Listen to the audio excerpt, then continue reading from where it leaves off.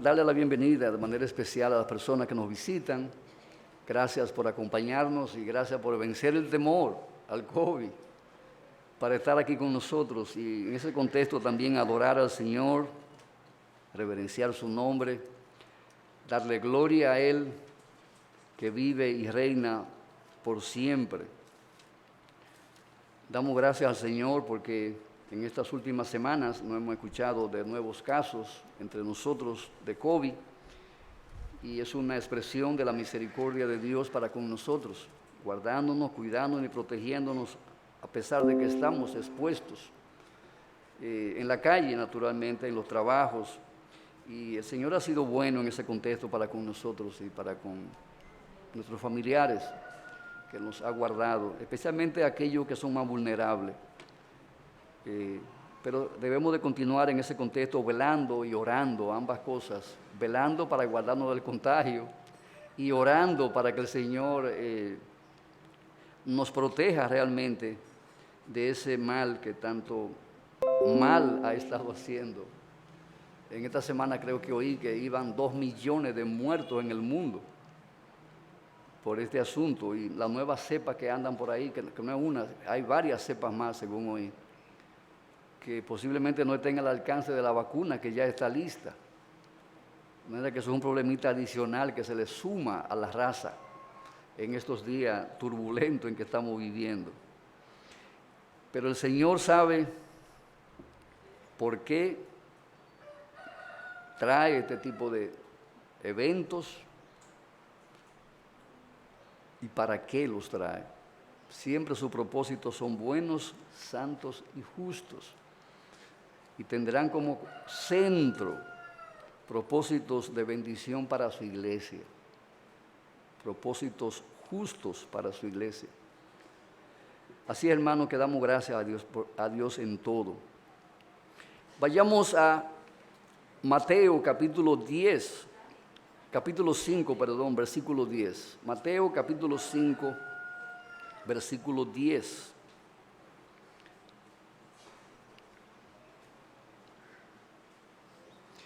Dice Cristo aquí: bienaventurados los que padecen persecución por causa de la justicia, porque de ellos es el reino de los cielos. Bienaventurados sois cuando por mi causa os vituperen y os persigan y digan toda clase de mal contra vosotros mintiendo. Gozaos y alegraos, porque vuestro galardón es grande en los cielos, porque así persiguieron a los profetas que fueron antes de vosotros. Oremos. Señor y Dios Padre, queremos en esta solemne mañana de tu día santo glorificarte y exaltarte ahora, prestando atención a tu palabra. Aparta de nuestra mente y corazón toda distracción, de manera que podamos fijar nuestros corazones en atención a nuestro Señor Jesucristo.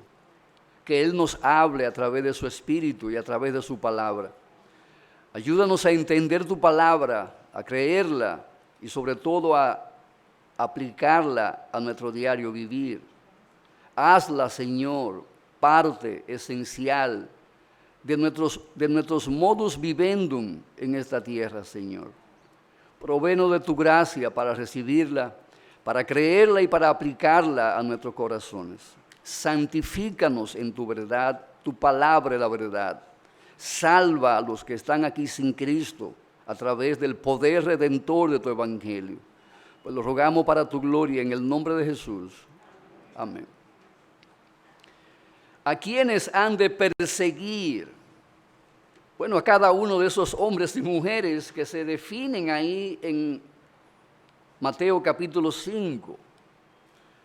A ellos habrá, sin lugar a duda, que definirlo como personas perseguidas en este mundo. Son perseguidos porque de ellos es el reino de los cielos. Son perseguidos porque ellos recibirán consolación. Son perseguidos porque ellos recibirán la tierra por heredad. Son perseguidos porque ellos serán saciados. Son perseguidos porque ellos alcanzarán misericordia. Son perseguidos porque ellos verán a Dios. Son perseguidos porque ellos serán llamados hijos de Dios. Son perseguidos por causa de la justicia. Por esa razón, ellos son perseguidos.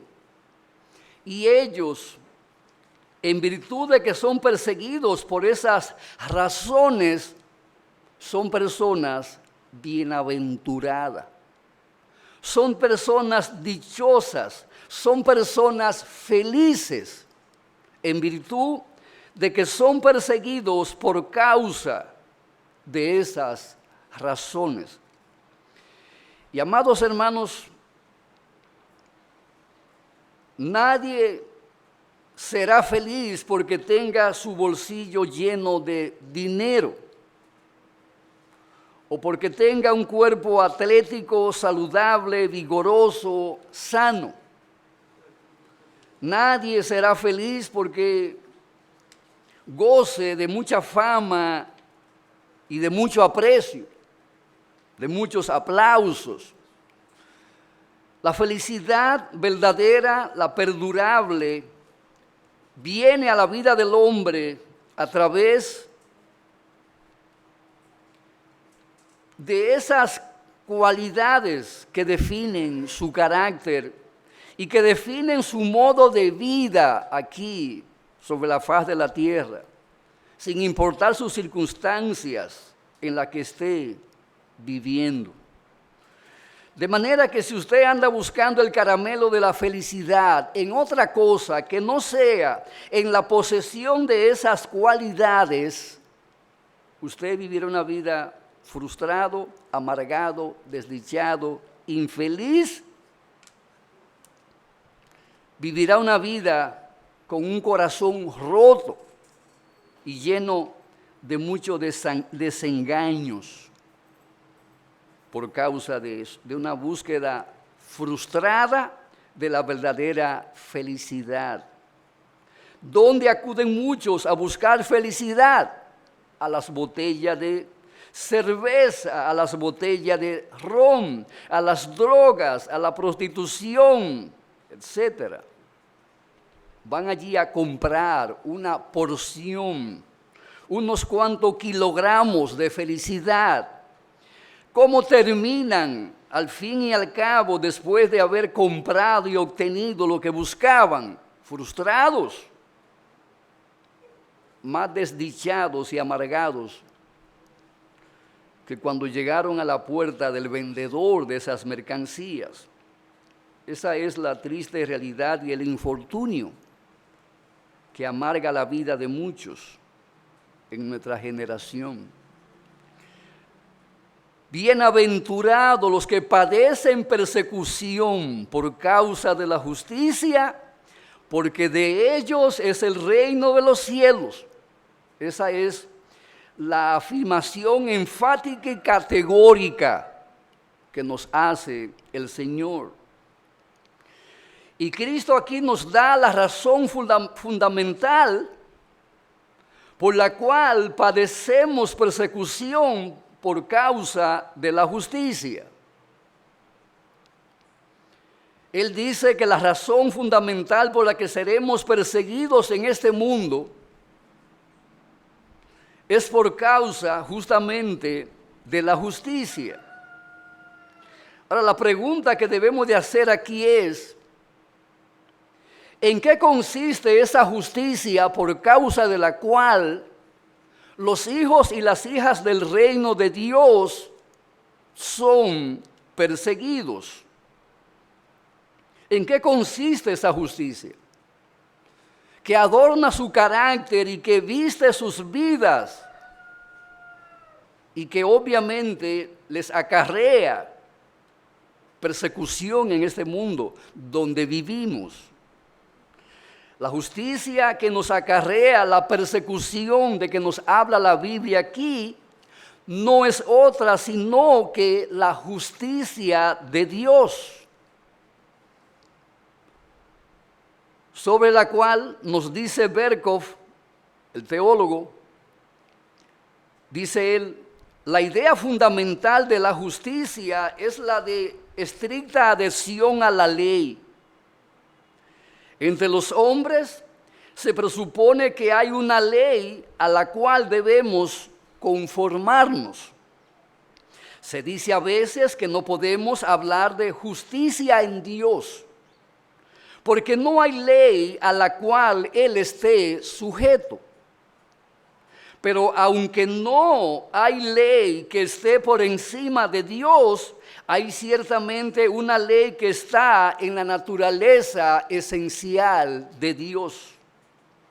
Hay ciertamente una ley que está en la naturaleza esencial de Dios. Quiero enfatizar eso. Y esta constituye el modelo más elevado que es posible, por medio del cual todas las otras leyes tienen que ser juzgadas. Dice él, tanto el término hebreo sedekat como el griego akairos, traducido como justicia, dan la idea de conformidad a un modelo. De manera que vivir en justicia es vivir nuestras vidas conforme al modelo de vida ideado por Dios para la raza humana. Y todo aquel que empiece a vivir su vida conforme al modelo de justicia ideado por Dios para la raza humana experimentará persecución. Eso es lo que Cristo aquí nos está diciendo. Todo aquel que decida vivir su vida conforme a aquella justicia que forma parte del carácter esencial de Dios, experimentará necesariamente la persecución por parte de todos aquellos que han osado vivir sus vidas justamente de manera diametralmente opuesta a la justicia intrínseca del carácter de Dios. Por ende, vivir en justicia es vivir en estricta adhesión a la ley de Dios. Vivir en justicia es conformar nuestras vidas a la ley de Dios. Vivir en justicia en lo espiritual, en lo eclesiástico, en lo familiar, en lo laboral, en lo social, en lo intelectual, es conformar nuestras vidas al carácter de Dios, a la naturaleza esencial del ser de Dios. Eso es vivir en justicia, conformar nuestra vida espiritual a la vida de Cristo, conformar nuestra vida eclesiástica a la vida de Cristo, conformar nuestra vida familiar a la vida de Cristo, conformar nuestra vida laboral a la vida de Cristo, conformar nuestra filosofía de vida en este mundo a la vida de Cristo. Eso es vivir en justicia. En resumen, nuestra adhesión a la ley de Dios producirá una ética, una moral y un estilo de vida que la Biblia define o llama santidad. ¿Qué es la santidad en esencia? Es vivir en armonía con la justicia de Dios. Es vivir con una ética moral producida por la obediencia a la ley de Dios. Vivir en justicia en la familia es conformar nuestra vida a la ley de Dios para la familia. Dios define cómo debe de vivir un esposo con su esposa, cómo debe de vivir un padre con sus hijos y viceversa. Dios lo define en su palabra. Vivir en justicia es conformar nuestra vida al patrón de vida ideado por Dios. Y eso no le gustará a mucha gente. De ahí la persecución. De ahí la mala voluntad que se levantará contra aquellos que han decidido vivir una vida ética y moral conforme al modelo ideado por Dios. Eso no le caerá bien a mucha gente. Un estilo de vida conformado en lo laboral a la moral de Dios, posiblemente no le caiga bien al patrón y a los compañeros de trabajo. Y eso va a acarrear críticas, persecuciones. Dice un diccionario: nuestra justicia es una cualidad moral que nos lleva a pensar, hablar, obrar y proceder apegados a la verdad de la ley de Dios. ¿Qué es vivir en justicia? Vivir en justicia, mis amados hermanos, es conformar nuestro modo de pensar, nuestro sistema de pensamientos a la ley moral de Dios. Es conformar nuestro hablar al sistema moral de Dios. Es conformar nuestro obrar en la vida cotidiana, apegado a la ley moral de Dios. Eso es vivir en justicia.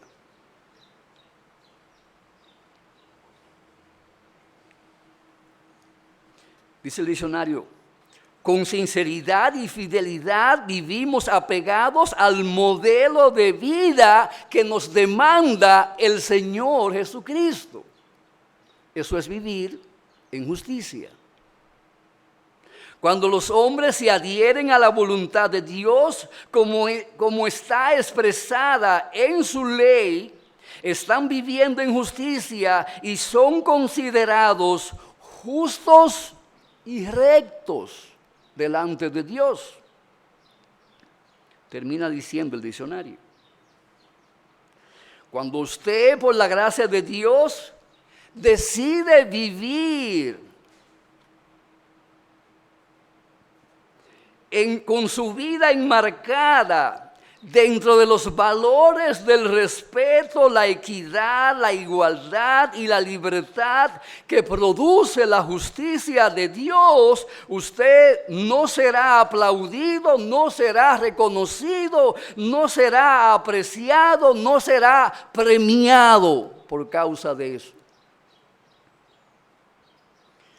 Y le garantizo que ni siquiera en su propia familia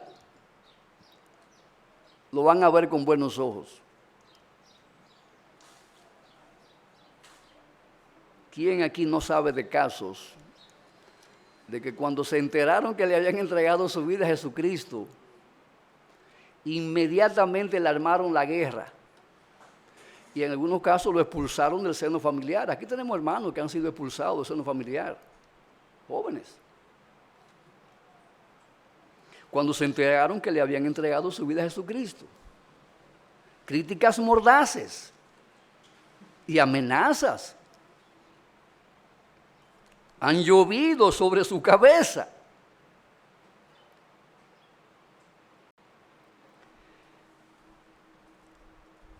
Lucas 12:53 nos dice que por causa de seguir a Cristo, que por causa de la justicia, en el seno familiar estarán divididos. ¿Por qué? Porque el padre se le va a voltear a sus hijos y los hijos se le van a voltear al padre. La madre estará contra el hijo o la hija y los hijos estarán contra la madre. Y hasta el nuero, hasta la nuera. Mire ahí. La suegra. Hasta la suegra se le voltea. Mire ahí donde lo dice. La suegra contra la nuera y la nuera contra la suegra. Oiga hasta dónde llega el asunto. En el seno familiar. Por eso Cristo dice que vuestros primeros enemigos no son los vecinos, son los de la casa. Esos son los primeros que levantarán los cañones para dispararle a usted. Cuando usted está viviendo una vida recta, conformada a la ética de Dios, a la ley de Dios, a la moral de Dios, eso le va a acarrear problemas sin lugar a dudas. Ahora, ¿qué es la persecución a la que el Señor hace referencia aquí? ¿En qué consiste? Bueno, la palabra persecución, en el término original que se emplea aquí, describe todo acto de hostilidad, describe todo acto de vejamen, de afrenta, de privación de libertad, de burla, de oposición y de repudio, de que podemos ser víctimas, que sufren los cristianos por causa de su relación personal con Dios, por causa de su adhesión a la ley moral de Dios, por causa aún de predicarle y darle testimonio al inconverso. No todo el mundo reacciona bien cuando se le llama al arrepentimiento. Cuando se le pone el dedo en la llaga, no todo el mundo reacciona con un espíritu humilde y manso. Normalmente hay una oposición virulenta que obviamente acarrea un espíritu de hostilidad, de vejamen, de afrenta, de burla, oposición y repudio de aquel que está encarnando la justicia de Dios. Eso es lo que se define como persecución. La persecución puede ser encarnada por personas, puede ser encarnada por grupos religiosos y puede ser también encarnada por el Estado cuando se crean leyes para silenciar o proscribir el evangelio y su propagación o predicación. En esta bienaventuranza el Señor nos presenta obviamente el costo que hay que pagar para pertenecer, para formar parte, para vivir en el reino de justicia, de paz y de gozo, como define Pablo el reino de Dios. Hay un precio que hay que pagar. Y el Señor en Lucas 14:28 nos advierte diciendo: ¿quién de ustedes que tiene la intención de construir una torre no se sienta primero y calcula el costo? Hay un precio que usted debe de pagar por ser cristiano justo, por su vida moral y ética apegada, adherida al carácter de Dios, a la vida de Cristo, como un fruto de su obediencia a la ley. Ello tendrá un costo para usted que usted debe de saber para que no se sorprenda. Cuando sobre usted llueva un fuego, una lluvia de fuego, de pruebas, acarreada por el rechazo y el repudio de los demás, de su círculo íntimo, comenzando con la familia. ¿Qué le cuesta a una persona ser cristiano en Corea del Norte? O en Arabia Saudita, o en Irán, O en China. ¿Qué le cuesta ser cristiano? En Argentina, por ejemplo, ahora mismo. O aún en México. ¿Qué le cuesta?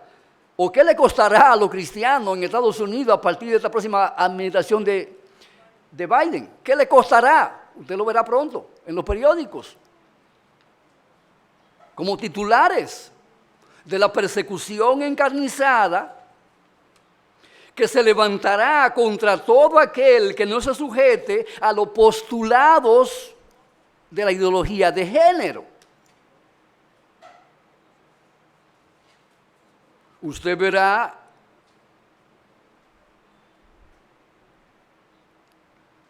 hombres operados y convertidos en mujeres participando como si fueran mujeres en las competencias femeninas. Usted lo verá pronto, porque eso es parte del asunto. Ya en Argentina llevaron a un equipo a la corte y la corte falló en favor del transgénero. Imagínese usted una mujer compitiendo con un hombre en una carrera o en un equipo de fútbol. Hermanos, el mundo tiene la cabeza invertida, ciego, están ciegos. Montones de periodistas han sido silenciados por opinar en contra de la implementación de esa clase de leyes que obligan a la gente a aceptar como bueno y válido lo que no es ni bueno ni válido. No solamente porque se opone a la ley moral de Dios, sino porque se opone a la naturaleza esencial del hombre. Para transformar una mujer en hombre hay que sacar todos los cromosomas Y de su naturaleza humana, de su organismo. Tienen que ponerlo en un laboratorio y comenzar a dividir cada cédula para reemplazar la Y poner una X. XX es hombre. Y hermano, ¿podrán hacer eso? Reemplazar cada cromosoma Y del genoma humano para que se convierta en un hombre. Eso es imposible. Una operación no convierte a una mujer en hombre, eso no es verdad. En la ciencia eso es una mentira. Hermanos, pero hay leyes ya en muchos países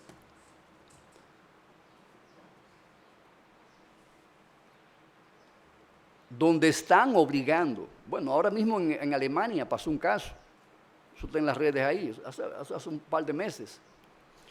Un pastor predicó un sermón en contra de la homosexualidad, señalándolo como pecado. O sea, predicó Romanos capítulo 1.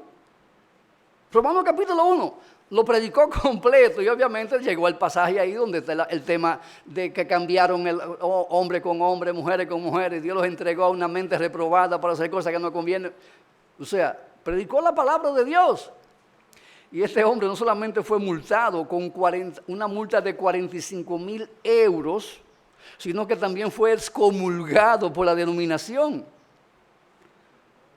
Pero gloria a Dios, como 2 semanas después la iglesia hizo una asamblea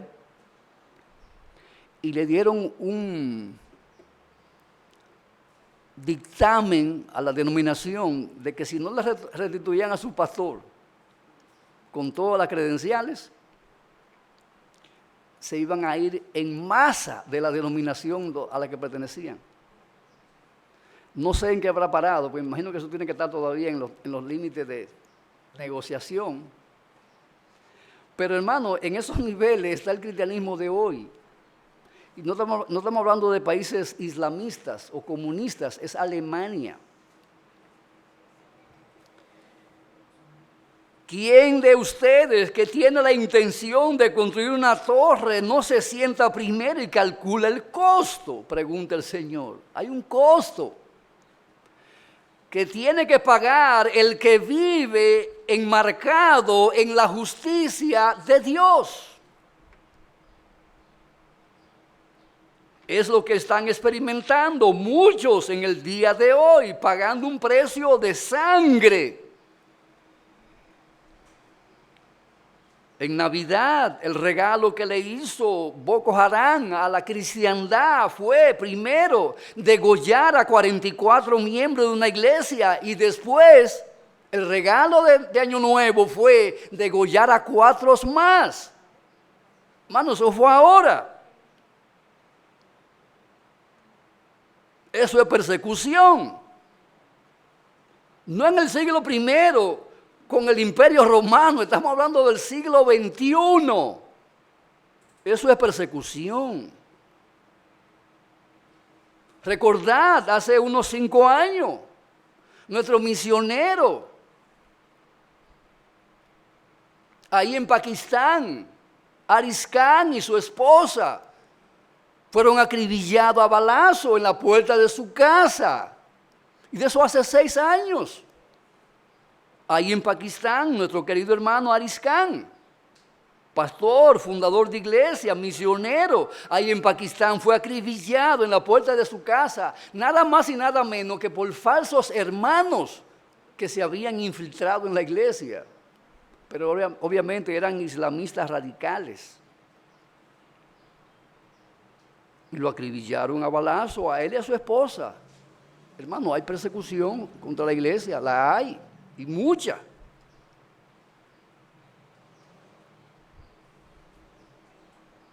No crea que en el Congreso de aquí no están las leyes ya engavetadas que buscan legalizar la ideología de género y perseguir de manera penal a todo aquel que ose decir que la homosexualidad es pecado. Ya están ahí en el Congreso, no la han aprobado porque Dios ha tenido misericordia de este país, es obvio. Pero cuarto no le ha faltado para sobar con mucho dinero a los diputados y senadores que aprueban leyes.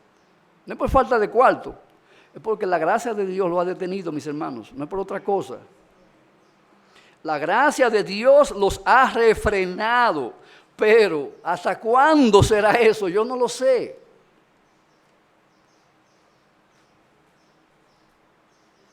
Espero que sea por mucho tiempo. Si Dios se complace en llevar senadores y diputados a la Cámara para que sean hombres de Dios, que sean hombres de Dios naturalmente, que puedan frenar eso. Ponerlo en una gaveta y si no quemarla en fuego. Esos proyectos de ley diabólicos. ¿Qué cuesta ser cristiano en un país como Corea del Norte? Un periódico reciente que estaba leyendo dice, los cristianos de Corea del Norte han sido horriblemente perseguidos. Se han visto obligados a reunirse en secreto. Se les ha acorralado y se les ha enviado a campos de trabajo forzados. O simplemente se les ha disparado. Porque no adoraban a Kim Jong-un como su Dios. En todo el país hay más de 30,000 estatuas y retratos gigantes de los líderes de Corea del Norte. Y es obligatorio rendirle cultos en cada hogar. Y obviamente el que no le rinde culto a Kim Jong-un tiene problemas legales. ¿Cuáles son los distintos tipos de persecución de que somos víctimas en este mundo? Hay 2 clases de persecución. Hay una persecución denominada de sangre y de espada y hay una persecución denominada de la lengua. ¿Y cuál de las 2 son más terroríficas. La persecución de sangre y espada fue a la que se refirió Esteban cuando le preguntó a los judíos: ¿a cuál de los profetas no persiguieron vuestros padres? Él se refirió a esa persecución de sangre y espada, porque ahí está la historia. Cómo vivieron y de qué fueron víctimas esos santos hombres de Dios que le proclamaban la verdad, el evangelio a la conciencia de Israel en el antiguo pacto. Muchos fueron aserrados. Hebreo ahí da una lista y da los detalles de cómo terminaron sus ministerios. Aserrados, descuartizados. Le amarraban sus dos brazos y sus dos piernas a potros y le daban un fuetazo al potro para que los potros se espantaran y salieran corriendo. Y ya usted se imagina lo que pasa cuando usted le amarran los dos brazos y las dos piernas de 4 potros, en cada esquina uno, y le dan un fuetazo. ¿Cómo reaccionan esos potros cuando sienten que le dan un fuetazo? Con usted amarrado ahí. Hermano, eran crueles, esos tigres eran crueles, malvados, sin alma.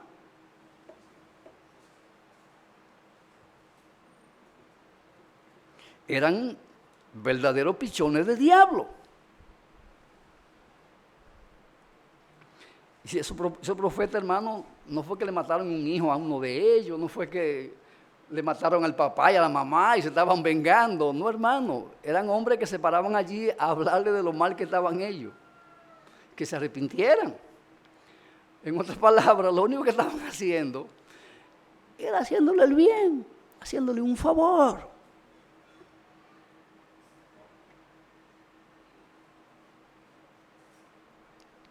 Porque ellos amaban sus almas. Y no querían que esos pecadores que formaban parte del pueblo de Israel se fueran al infierno. Eran fieles a Dios y eran fieles a sus almas. Y eso le acarreó una muerte en el potro. O apedreado como Esteban.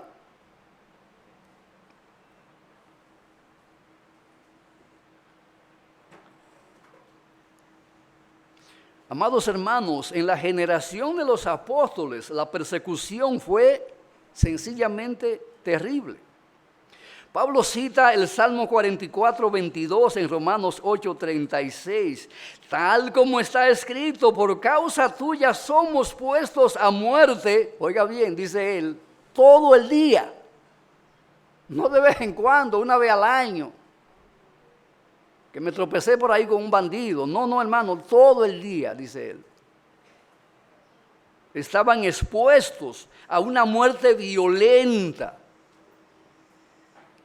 Somos considerados como ovejas para el matadero. Hermanos, ¿y cómo se cumplió de manera literal esa profecía en los apóstoles del Señor? ¿Cómo se cumplió esa profecía de manera literal? Pablo fue encarcelado bajo el imperio de Nerón y luego fue decapitado en Roma.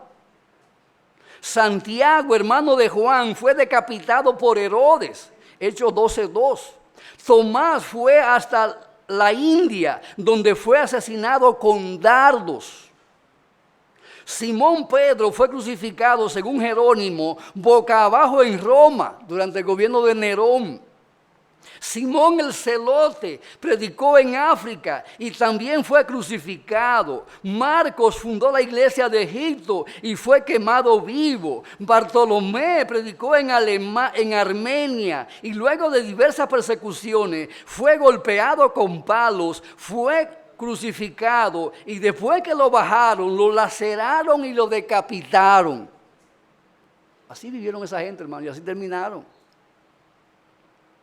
Andrés evangelizó en Etiopía y allí murió crucificado. Mateo predicó en Egipto y en Etiopía hasta que por orden del rey fue atravesado con una lanza. Felipe ministró en Grecia y fue crucificado y apedreado hasta morir. Santiago, hermano de Jesús, fue golpeado hasta la muerte por fariseos y saduceos. Y Juan el apóstol murió desterrado por allá en una isla llamada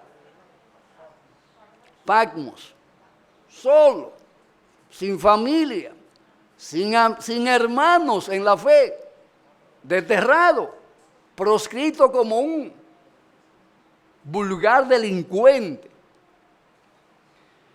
Hermanos, así terminaron los apóstoles.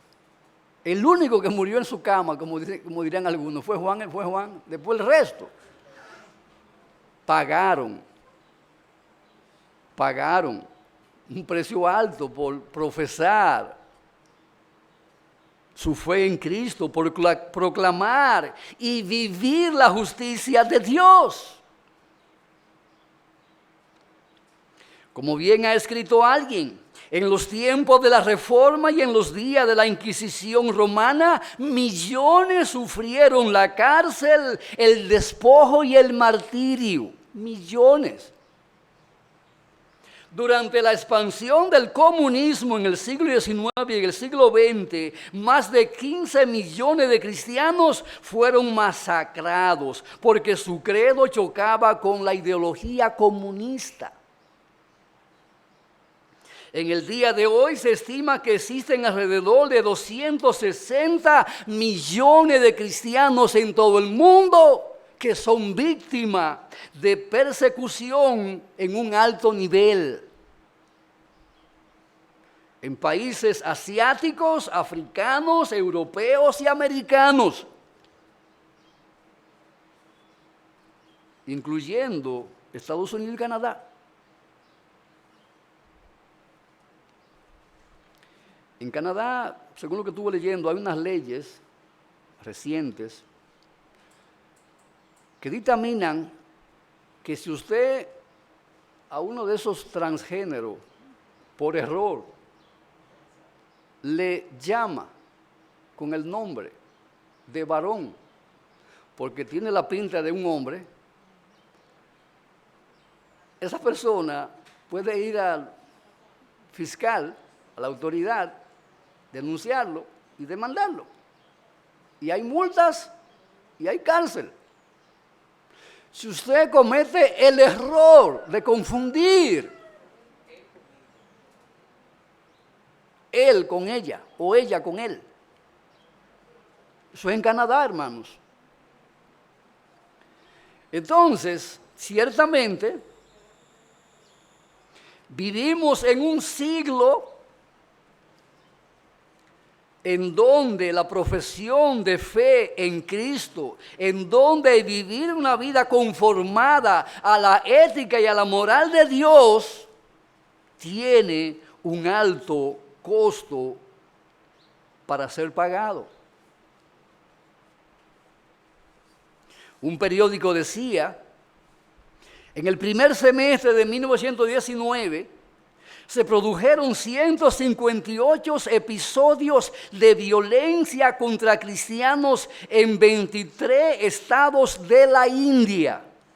Grupos violentos han golpeado a los fieles reunidos pacíficamente en las iglesias o en centros de oración, masacrando a unos, matando a otros y quemando sus edificios de adoración. Y hermano, estamos hablando del año de hace 2 años, año 19. Y eso no se para, eso continúa. Todos los días usted ve nuevas noticias de nuevos eventos de violencia opresiva en la persecución sistemática contra los cristianos, llevada a cabo por individuos, por grupos religiosos y aún por el mismo Estado. El segundo grupo de persecución, amados hermanos, de que podemos ser víctimas,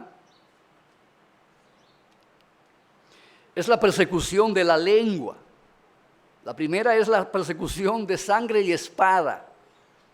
La segunda persecución de que podemos ser víctimas es la persecución de la lengua.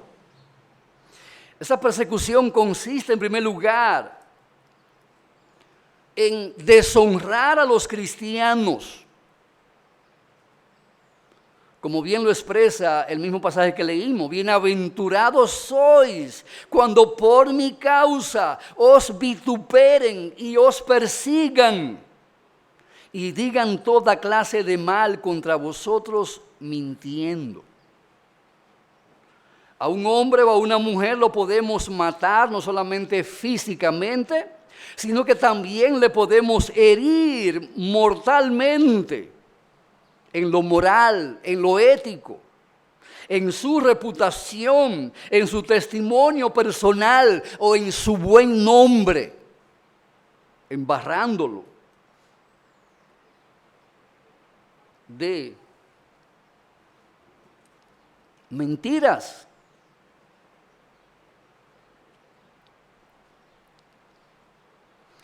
Un vituperio es un insulto, una injuria o una infamia que se pronuncia contra una persona para desacreditarle y arruinarle su buen nombre delante de los demás, dice un diccionario teológico.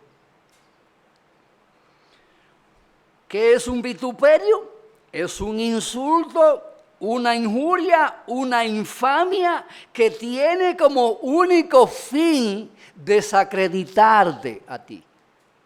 Y obviamente el fin es desautorizarte como una persona moral y éticamente calificada para hablar del Evangelio, para predicar el Evangelio. Y en muchos casos aún para desempeñar un puesto, una posición o un cargo en una empresa, en un negocio.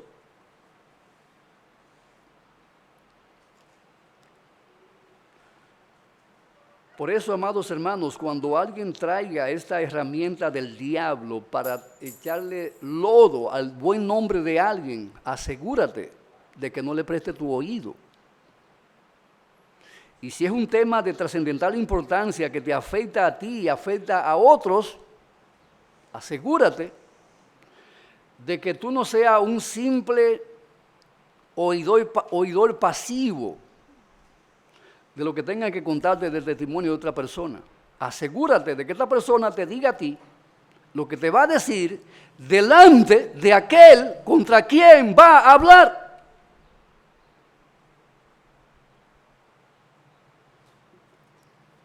Hace unos meses, el año pasado, me llama alguien para darme un feo testimonio de alguien creyente.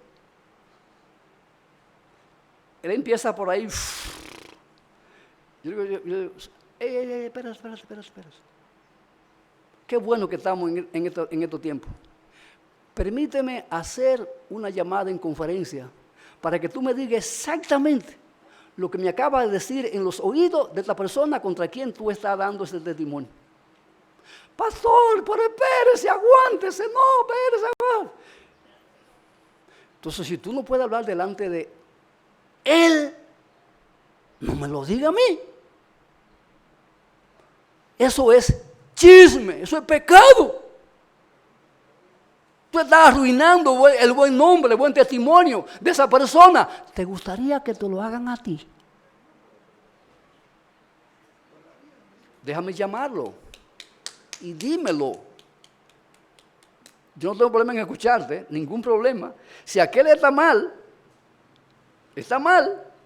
y obviamente es un acto de misericordia poderle ayudar a ver lo mal que él está para que se arrepienta y para que vuelva en sí como el hijo pródigo y vuelva a la casa de su padre de donde se ha apartado. Qué bueno que tú has traído ese reporte, ese mal reporte acerca de él. Pero por favor, permíteme ponerlo a él al corriente para que él oiga lo que tú conoces de la vida de él, para que él vea su pecado, su maldad o su error, para que lo corrija y enmiende sus malos caminos, en que vive, en que anda. Vamos a hacerle ese favor, vamos a llamarlo. Hermano, no quiso. Ahora, ¿qué le revela a usted eso? ¿A qué conclusión simple usted llega?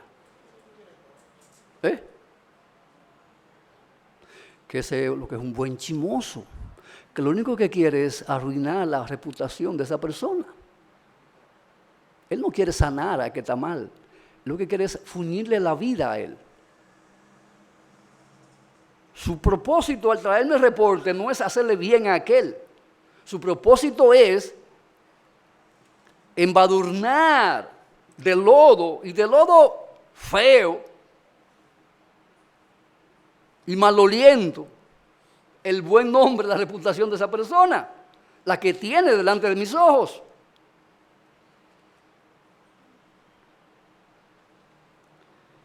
No quiso, y yo lo dejé ahí mismo. Porque no era miembro de nuestra iglesia, pues si hubiese sido miembro de aquí, tratamos con el alma de él que lo hizo y con el alma de aquel, sí que está mal. Pero ninguno de los dos eran de aquí. Yo llego hasta donde me permiten llegar, más de ahí no puedo llegar.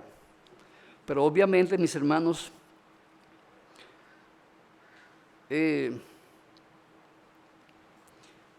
su propósito era traer un vituperio al nombre de esa persona, a la reputación de esa persona, insultarle, injuriarle, difamarle.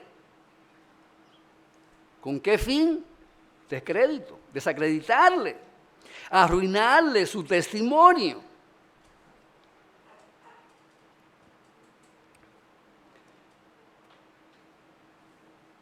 En segundo lugar,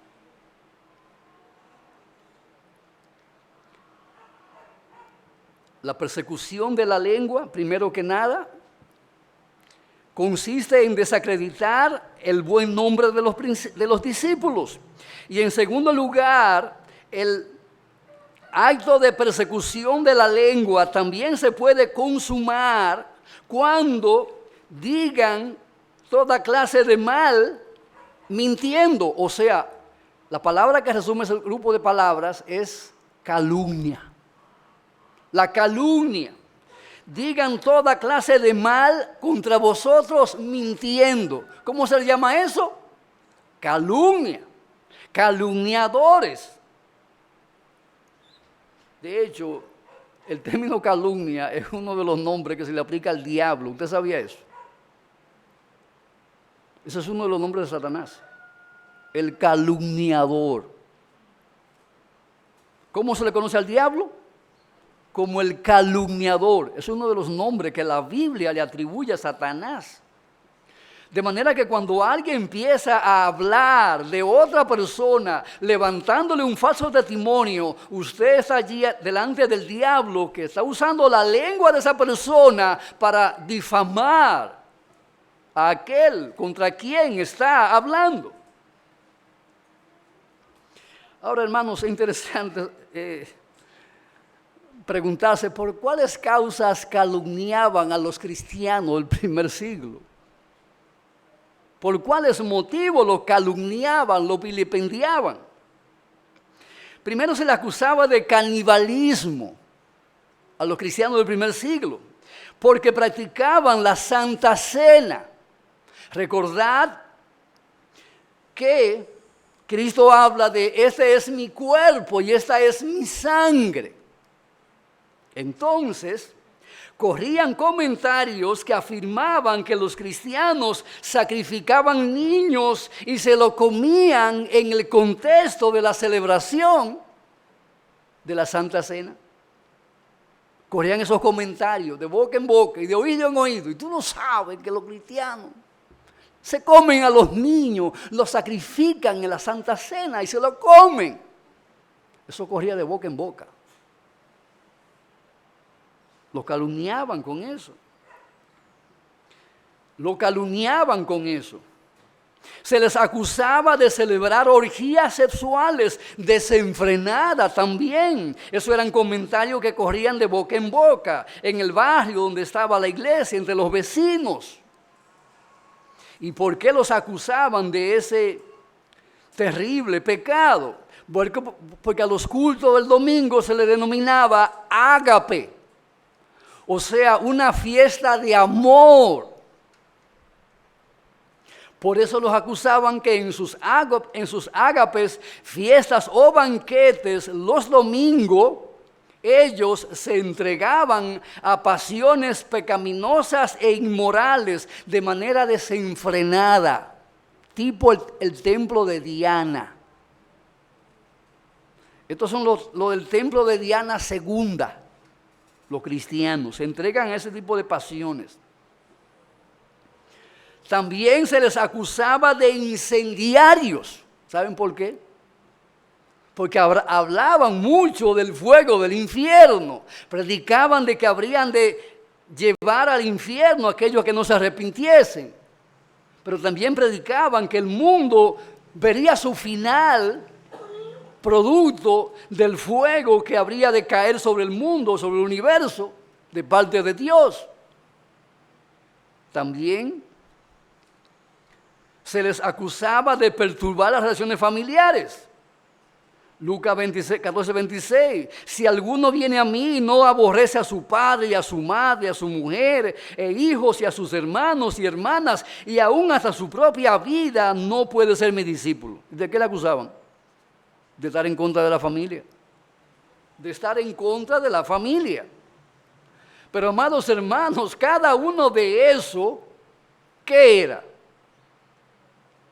Una calumnia.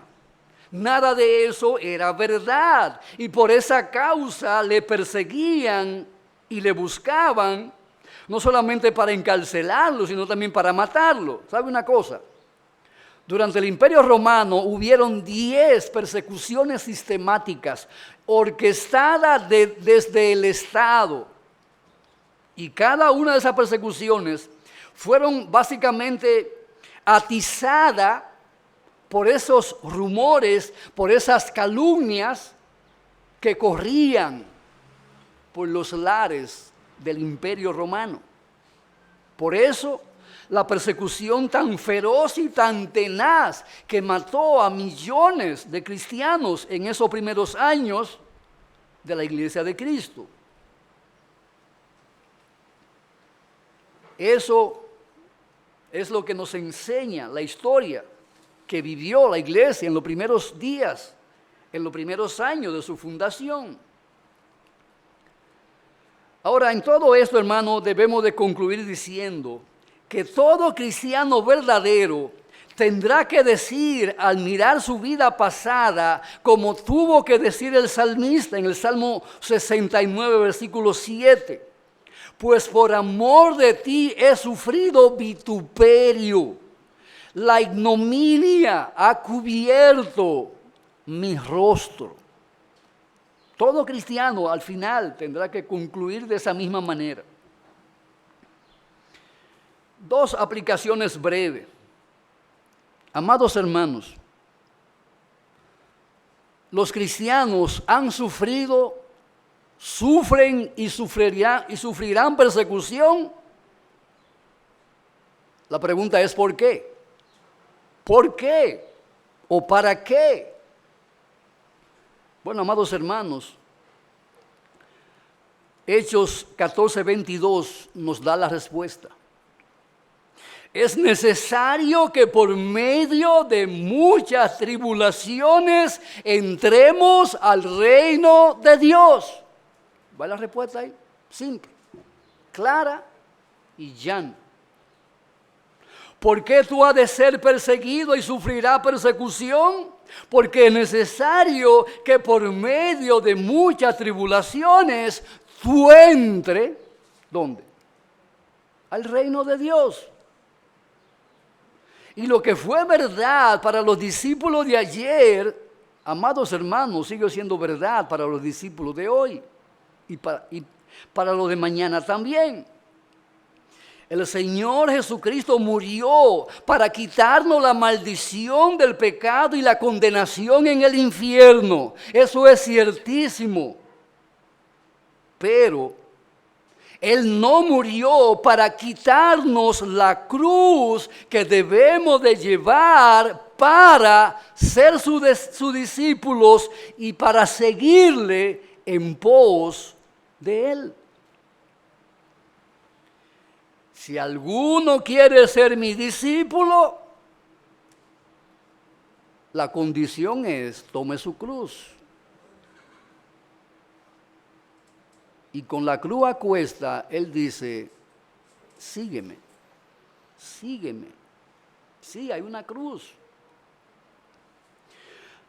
Dice un puritano, así como las piedras son cortadas, talladas y labradas antes de colocarlas en las paredes de un edificio, a los cristianos se les llama piedras vivas en 2 de Pedro 2:5. Y para que sean aptos para formar parte del edificio celestial, deben ser igualmente cortadas de las canteras del mundo, tallados y labrados en los talleres de la persecución. Donde tallaron, donde labraron, donde le dieron la belleza y la hermosura de la configuración de esa piedra viva que formó parte de la iglesia del pasado, en los talleres de la persecución, mis hermanos. Ahí. ¿Y por qué tenía que ser ahí?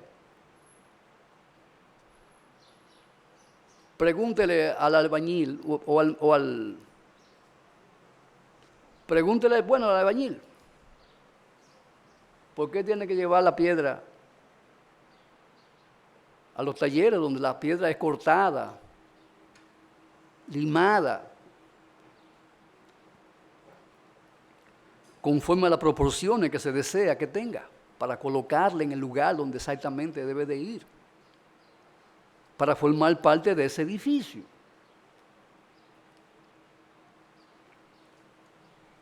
Es por eso que no tenemos una carta de exención del sufrimiento y de las pruebas que genera la persecución, la humillación y el maltrato. Termina la cita.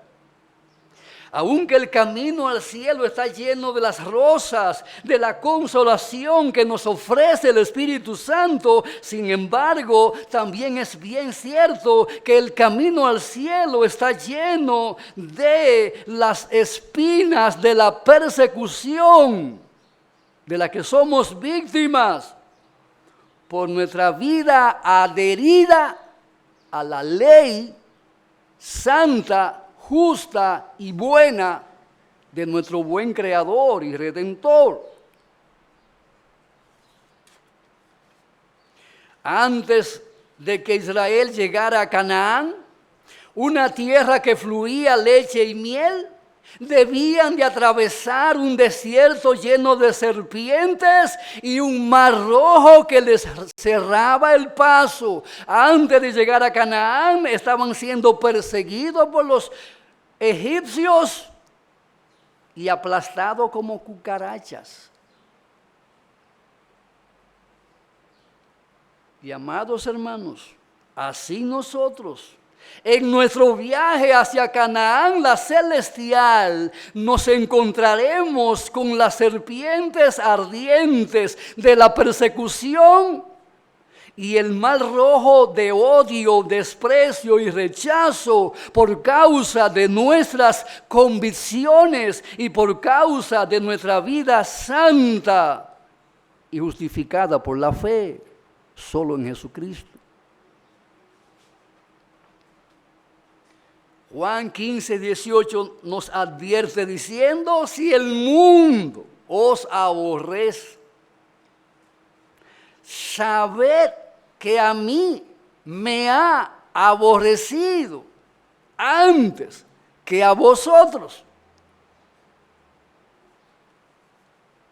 Y eso es una buena lección. Si al tronco le cayeron a hachazo y lo tumbaron, ¿qué no harán con las ramas?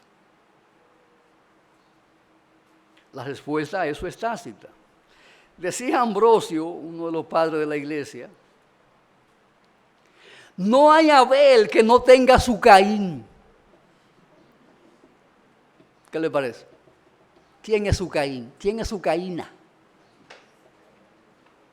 No hay un Abel que no tenga un Caín. ¿Cuál es tu Caín? ¿Cuál es tu Caína? Que te ha de perseguir. Que te ha de revelar su odio, su desprecio, su rechazo, su enquina en contra tuya. Como las chispas nacen para volar por los aires, así nace el hombre para el sufrimiento. Nos afirma Job. Oiga bien quién lo dijo. Job. Hombre probado en el sufrimiento que produce la persecución. Porque si hubo alguien que fue perseguido, no por los madianitas, sino por sus amigos, ese fue Job. Y hermanos, si un justo Job fue perseguido, si un Jesucristo fue perseguido y fue víctima de un atroz sufrimiento por la persecución, no espere usted que con usted va a ser diferente en esta tierra. Amados hermanos, estas verdades bíblicas están allí para enseñarnos que aún no estamos en el cielo. Allí no habrá persecución, allí no habrá acoso, allí no habrán impíos que contradigan lo que tú vives y enseñas. Pero aquí estamos plagados de una generación que no solamente desacredita el Evangelio, sino que lo odia y lo aborrece con todo su corazón.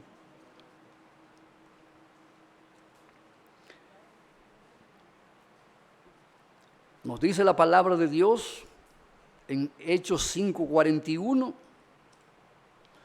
que los discípulos Pedro y Juan, después de recibir una paliza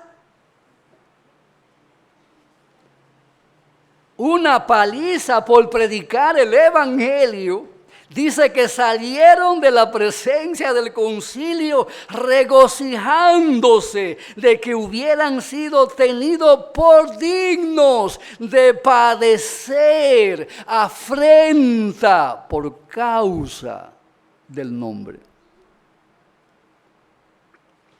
¿Cómo tú reaccionas cuando sufres afrenta por causa del nombre? ¿Eres capaz de regocijarte? Porque eres tenido por digno de experimentar esa afrenta de que eres víctima por causa del Evangelio. Amados hermanos, que Dios nos dé el coraje y la gracia, ¿verdad?, que necesitamos, porque es fácil, humanamente hablando, no. ¿A quién le gusta que lo frían en aceite caliente? Un maltrato es como freírte emocionalmente en aceite caliente, ¿sí o no? La sensación es la misma. Nadie siente gozo y alegría en la carne cuando le están friendo en aceite caliente. Y cuando usted lo están friendo en el aceite caliente del maltrato, de la humillación, del mal reporte, de la enquina, del odio y de todo ese tipo de sentimientos que se avalanchan en contra de uno, realmente, mis amados hermanos, es natural que haya una reacción emocional. Pero yo creo que es ahí donde hay un misterio extraordinario, que fue el que experimentaron los discípulos cuando salieron del concilio, muertos de risa, después de una paliza. Explíquemelo. Humanamente hablando, razónalo a ver. Que se regocijaron después de una paliza. Hoy son locos. Estaban locos. Sí, estaban locos de Cristo, ¿verdad? Estaban locos de Cristo, porque estaban llenos de Cristo, llenos del Evangelio. Y ese es el milagro que hace el Evangelio en el corazón del hombre, cuando está lleno de esa justicia de Dios. Por eso, dice Cristo, son bienaventurados. ¿Qué son qué? Bienaventurados, felices. Y amados hermanos, esa es una condición, ese es un estado inalterable. Ni siquiera lo puede alterar la paliza que dan en la cárcel. Es un estado inalterable, porque ese estado lo da el Espíritu de Dios en el corazón de uno. Bienaventurados cuando por mi causa os persigan, os vituperen, os digan toda clase de mal contra vosotros, pero mintiendo. Gozaos y alegraos, porque vuestro galardón es grande en los cielos. Te damos gracias, oh Dios, porque qué extraña es la vida cristiana si la miramos desde la lógica humana, terrenal. Porque ¿quién puede, humanamente hablando, sonreír cuando está siendo apaleado por causa de la verdad y del Evangelio? Bueno, los cristianos podemos experimentar ese gozo. Te damos gracias por ellos, Señor, porque ellos nos revelan el misterio de la piedad al que fuimos llamados por tu gracia. Danos ese coraje, danos ese valor, danos, Señor, esa bendición de poder vivir satisfechos y contentos con la obra que tú estás haciendo en nosotros. Bendícenos, te lo rogamos para tu gloria en el nombre de Jesús. Amén.